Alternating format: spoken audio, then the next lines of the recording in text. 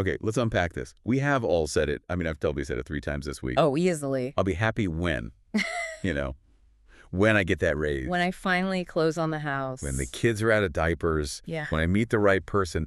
We treat happiness like it's this destination on a GPS. That's a great way to put it. If we just drive fast enough, grind hard enough, we'll Yeah. park the car, get out, and just boom. Eternal satisfaction. It's the absolute conviction that our internal peace depends entirely on external furniture. If I just rearrange my life a bit, get the better chair, the bigger room, I'll finally be comfortable. Right. But today, we're diving into a text that takes that GPS, smashes it on the pavement, and tells you you're driving in the wrong direction completely. We're looking at James Allen's son. All these things added, specifically the first part, entering the kingdom. Now, people know Allen for As a Man Thinketh. That's a classic. It is. But this book from 1903, it feels way more radical. It is radical. And, you know, for a lot of people, this is going to be a challenging listen. Allen isn't trying to offer you soft comforts or life hacks. Yo. He's a moral philosopher of the strictest kind. And his argument is that the very act of striving for these external things, money, status, comfort, is the specific force pushing them away from you. Which sounds completely backward. I mean, we live in a hustle culture. Grind, chase, manifest. Right. And Allen's is just saying, stop chasing. Right. So the mission for this deep dive is to really understand his roadmap. He lays out a path from a life of what he calls strife to a life of peace. And he makes this incredibly bold claim that if you give up the chase, you actually guarantee that everything you need will be provided. It's the paradox of surrender. To gain, you must first let go. But we should be clear, this isn't about giving up work. Right. Or becoming a monk in a cave. No, not at all. It's about giving up self. And that is a much, much harder task. Okay, so let's jump right in. Allen sets the stage with this massive conflict right at the start. He talks about the soul's great need. What's the conflict there? Well, Allen's premise is that every human soul is hungry. We all feel this deep, maybe inexpressible need or ache inside. Okay. The conflict comes because we completely misdiagnose the hunger. We mistake a spiritual hunger for a material one. We feel empty inside, so we try to fill it with food or clothes or money. It's like being thirsty but eating dry crackers to fix it. Precisely. You just keep eating, but the thirst never goes away. You're applying the wrong remedy. And this misdiagnosis, for Allen, it splits the world into two kingdoms. It does. And he doesn't pull any punches with the names either. He calls the world of self-seeking, anxiety, and animal indulgence hell. And just to be clear for everyone listening, he's not talking about, like, fire and brimstone afterlife stuff. Oh, no. He's talking about your Tuesday morning. Exactly. Hell is a state of mind. It's the state where you are constantly striving, constantly afraid of losing what you have, constantly competing. And the other side. The other side is heaven. The world of peace, love, and righteousness. It's a state of, well, perfect character. Okay, here's where it gets really interesting for me, but also where I think Allen might lose some people if we don't explain it well. I agree. He calls things like food, clothing, and money dead effects. He calls them non-essentials. Now, try telling that to someone trying to pay rent or buy groceries. It sounds a little privileged. On the surface, yes, it sounds detached. But we have to look deeper at his logic here. He isn't saying you don't need to eat. Okay. He's saying that those things are effects. They are the results of causes. The essential cause, the root of reality for Allen, is character. Character, meaning what? Integrity? Faith, integrity, faith, love, yes. His argument is that we usually sacrifice the greater our character to get the lesser, which is the money. So we cheat a little to get the deal. We lie a little to save face. We step on someone to get the promotion. Correct. And Allen says this is a violation of a divine law. He believes in this overruling law of justice that's always working. You don't get what you want, you get what you are. So if my inner state is greedy or fearful, this law is just going to reflect that back at me as strife and poverty no matter how hard I hustle. That is the core thesis. You can't just paint over the cracks in the wall if the whole foundation is sinking. You have to go to the cause. Which leads directly into his view on competition. And this, I mean, it flips modern economics completely on its head. It really does. Yeah, let's talk about that. The paradox of competition. We're taught scarcity creates competition, right? Not enough to go around, so we have to fight for a slice of the pie. That's the standard view. Allen says it's wrong. He claims that abundance, not scarcity, creates competition. Wait, hold on. How does abundance create competition? If there's plenty for everyone, why would we be fighting? Okay, think about a gold rush. If there was no gold in the mountain, nobody would be there. It'd be Yeah. quiet. The abundance, the gold, is what draws the crowd. Allen says competition comes from the selfish scramble for the abundance that already exists. The strife comes from the mindset of, I have to get mine before you get yours. So the abundance is there. The world provides enough.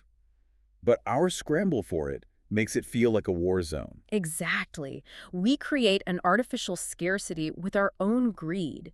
And this is fueled by self-delusion. This is where he brings in the biblical metaphor of the beam and the mote. Oh, right. Seeing the speck of dust in someone else's eye while you're ignoring the giant plank of wood in your own. It's a mechanism of deflection. We're so busy trying to fix the world or our boss or the economy, the mote in their eye, that we ignore the massive beam of selfishness in our own. That hits home. It's so much easier to say the market is tough than to say I am greedy and anxious. It is. It absolves us of responsibility. But Allen says the only way out of this struggle for existence, and he uses that exact phrase, is to destroy selfishness. And he's not gentle about it. No, the language is very strong. He says we must destroy it, root and branch. Not just trim it, rip it out. And that ripping out process, it's not just a metaphor. He gives us a roadmap. Which brings us to the 3 gateways of surrender. This does not sound like think positive thoughts. This sounds painful. It is not a path of ease. He calls it self-purification. He describes a journey where you have to pass through 3 specific gates to get to this kingdom of peace. And at each gate, you have to leave something heavy behind. Okay, let's walk through them. Gateway number 1. The surrender of desire. The starting point. Yes. Giving up animal indulgences and personal cravings. Gluttony, drinking, the constant need for sensory pleasure. But the fascinating part is what he says happens next. You don't immediately feel great. No. You enter the valley of humiliation. The valley of humiliation. That does not sound like a fun vacation spot. Why humiliation? Because when you stop partaking in the vices of your peer group, you become an outsider. Allen warns that when you stop drinking or gossiping or chasing status, your old friends might actually ridicule you. I could see that. You might face loneliness or false accusations. That's so real. If you stop playing the game everyone else is playing, they get uncomfortable. They feel judged by your silence. They might call you self-righteous or boring. Exactly. And the test is, can you bear that? Can you handle being misunderstood without defending yourself? If you can get through that valley, you reach gateway number 2. Which is? The surrender of opinion. Oh, this one is tough, especially today. Giving up the need to be right. Giving up the love of one's own views. Allen says this is where we have to stop defending our intellectual ego. We need to stop using metaphysical subtleties. Which is basically just fancy arguments. Exactly, and instead embrace practical holiness. So less debating on Twitter, more being a decent human being in real life. That's a very modern way of putting it, but yes, it's about realizing your opinion about the truth is not the same thing as truth itself. It is a surrender of intellectual pride. For smart, analytical people, that has to be the hardest gate. It often is. We identify with our thoughts. We think, I am smart because I have the right opinions. Allen just says, drop it. Okay, so we've given up our cravings, we've given up our need to be right. Now, the big one, gateway number 3, the surrender of self. This is the final and hardest gate. Allen references the command to sell all that thou hast. Does he mean that literally? Do I have to sell my car and go live in a yurt? Not necessarily the physical items. It's about the attachment to them. It's the removal of self-interest from your possessions, the unconditional abandonment of self. So you start looking at things as mine. And start looking at them as tools for service. You stop asking, what do I get out of this? Yeah. Entirely. That feels like ego death. It is ego death. But Allen promises that between these gates, a transformation happens. You develop self-control, fearlessness, and independence of thought. You stop being a slave to what people think or what the market does. So you go through the grinder of these 3 gateways and you finally arrive at rest in the kingdom. What does life look like for the person who's made it through? He describes it as living in the divine center. And the defining characteristic is that the struggle for existence ceases. Completely. That sounds like retirement, but knowing Allen, I'm assuming it's not just inactivity. Definitely not inactivity. It's the absence of friction. You're no longer fighting against the current of that divine law. And this brings us right to the title of the book. All these things added. Right, because the full quote is, "Seek ye first the kingdom of God, and all these things shall be added unto you." Exactly. Alan explains the mechanics of it. He says when you live in the kingdom of love, his term for this righteous state material needs like money, food, friends, they're all supplied without struggle. Without struggle. That sounds a bit magical. Like, I need rent money, and poof, it just appears. Not magic, but harmony. He says they're supplied through legitimate channels and through the instrumentality of good people. Because you are now working in harmony with the law of love, you become a magnet for the right opportunities, the right support. Okay, that makes more sense. I mean, think about it. Who do you want to do business with? Someone greedy and desperate? Or someone calm, reliable, and completely honest? The calm, honest person, obviously. Right. By becoming that person, you open doors that striving could never open. You aren't forcing doors open anymore. You're walking through doors that open for you because your character aligns with the good of others. I think we need to clarify a crucial point here, though. Alan is very specific that this does not mean you just sit around meditating all day, correct? This is vital. He explicitly says entering the kingdom does not mean idleness. In fact, he says the children of the kingdom work harder than anyone else. He uses the phrase scrupulous diligence. I love that. Scrupulous diligence. They don't waste energy on anxiety or office politics or covering their tracks or worrying about the outcome. They just do the work. Purely and perfectly. He says they do not make a living. They are life itself. They work without fear of the future, which makes them incredibly effective. It makes sense. Imagine how much energy we all waste.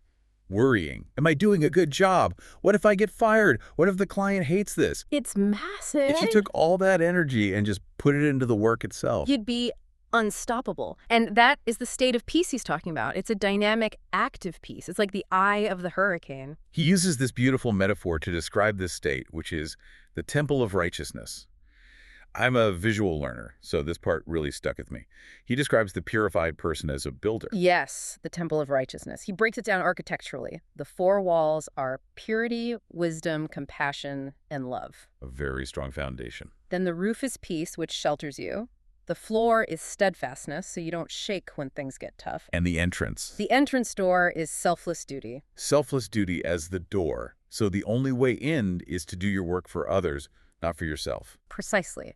And he says the atmosphere inside this temple is inspiration, but the most powerful image for me is his description of the ultimate freedom of living in this temple. He writes, "No harmful shaft can reach the righteous man." That is a bold claim. Yeah. No harmful shaft. Nothing can hurt you.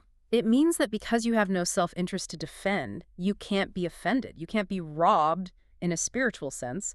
If someone attacks you, you don't retaliate, you don't defend, you don't judge. You're free from the tyranny of tomorrow because you're secure your character today. Yes. It's the ultimate armor. If I don't care about my ego, you can't bruise it. If I don't cling to my money, you can't threaten me by taking it. You become free.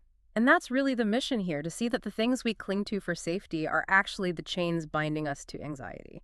So, wrapping this up, what does this all mean for us? We've walked through the logic. You can't fix the outside without fixing the inside. You stop scrambling for abundance and start cultivating character. It's a call to radical responsibility. Alan is saying your life, your stress, your conflict, your lack, it's all just a mirror of your inner state. That is a tough pill to swallow. It's so much easier to blame the economy or bad luck. It is painful, but it's also incredibly empowering. If the cause is within you, then the cure is also within you. You don't have to wait for the world to change to find peace.